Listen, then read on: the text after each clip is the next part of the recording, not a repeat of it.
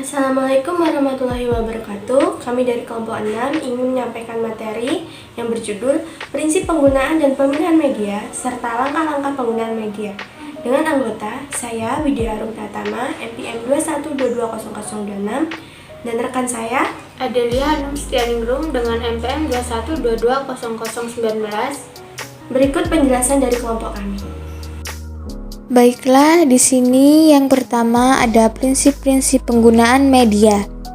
Penggunaan media pembelajaran pada tahap orientasi pembelajaran akan sangat membantu keefektivitasan proses pembelajaran, penyampaian pesan dan isi pembelajaran saat itu, sehingga membangkitkan motivasi dan minat peserta didik.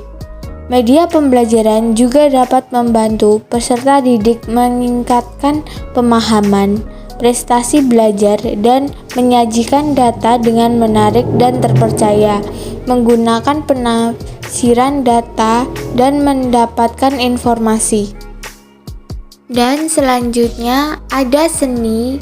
Dapat disimpulkan bahwa prinsip-prinsip pemilihan media pembelajaran adalah: yang pertama, media yang dipilih harus sesuai dengan tujuan dan materi pembelajaran, metode mengajar yang digunakan, serta karakteristik siswa yang belajar, atau tingkat pengetahuan siswa, bahasa siswa, dan jumlah siswa yang belajar.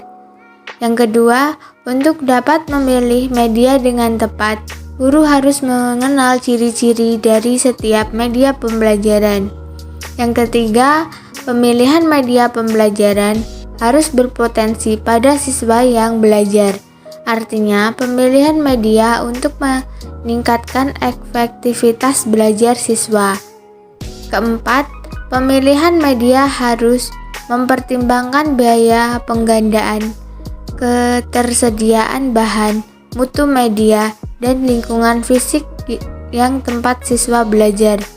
Dan yang kelima, menetapkan atau memperhatikan media pada waktu, tempat, dan situasi yang tepat. Selanjutnya, yang B, pemilihan media. Agar mendapatkan media yang tepat atau mendekati tempat dan mencapai tujuan pembelajaran yang optimal, maka guru perlu memperhatikan langkah-langkah pemilihan media pembelajaran, identifikasi ciri-ciri media yang diperlukan sesuai dengan kondisi latar belakang pembelajaran.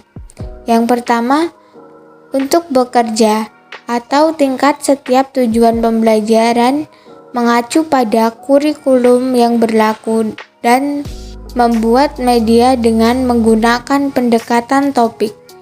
Yang kedua, identifikasi karakteristik peserta didik yang memerlukan media pembelajaran khusus agar media dibuat sesuai dengan penggunaannya. Yang ketiga, identifikasi karakteristik lingkungan belajar berkenaan dengan media pembelajaran yang digunakan dalam kegiatan belajar mengajar. Yang keempat, identifikasi pertimbangan-pertimbangan praktis yang memungkinkan media mana yang mudah diusahakan atau dilaksanakan. Dan yang kelima, identifikasi faktor ekonomi dan organisasi yang memungkinkan menentukan kemudahan penggunaan media pembelajaran. Selanjutnya, bagian C, langkah-langkah penggunaan media. 1. Persiapan sebelum penggunaan media. Awal penggunaan adalah membuat persiapan sebaik-baiknya yang dilakukan dengan cara berikut. 1. Mempelajari petunjuk penggunaan media, terutama apabila dibutuhkan perangkat keras seperti berbagai jenis pesawat proyektor atau media elektronik. 2. Semua peralatan yang akan digunakan perlu disiapkan sebelumnya, sehingga dalam pelaksanaan pembelajaran tidak terganggu oleh hal-hal yang bersifat teknis. 3. Memperhatikan pengaturan ruangan maupun peserta didik. Apabila media akan digunakan secara berkelompok, begitu pula penempatan media diatur sedemikian rupa sehingga memungkinkan semua peserta didik untuk mengikuti kegiatan pembelajaran dengan baik. 2. Pelaksanaan penggunaan media. Pada saat kegiatan belajar menggunakan media berlangsung, hendaknya dijaga agar suasana tetap tenang. Keadaan tenang tidak berarti peserta didik harus duduk diam dan pasif. Yang penting, perhatian peserta didik tetap terjaga. Apabila hendak menggunakan pesawat proyektor yang memerlukan kegelapan ruangan, usahakan agar peserta didik masih dapat menulis, sehingga masih memungkinkan membuat catatan-catatan yang perlu. Jika media yang akan digunakan dengan cara berkelompok, usahakan kelompok secara bergilir dipantau. Dengan demikian, pendidik dapat membantu peserta didik apabila terdapat kesulitan. Selanjutnya yang ketiga, evaluasi. Tahap ini merupakan tahap penjajakan apakah tujuan pembelajaran telah tercapai. Selain itu, untuk memantapkan pemahaman materi yang disampaikan melalui media. Untuk itu perlu disediakan tes yang harus dikerjakan peserta didik sebagai umpan balik. Yang keempat, tindak lanjut.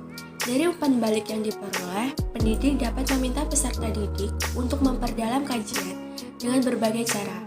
Misalnya, diskusi tentang hasil tes, mempelajari referensi, dan membuat rangkuman, melakukan suatu percobaan dan observasi. Sekian penjelasan dari kelompok kami. Apabila ada salah kata, kami mohon maaf. Kami akhiri. Wassalamualaikum warahmatullahi wabarakatuh.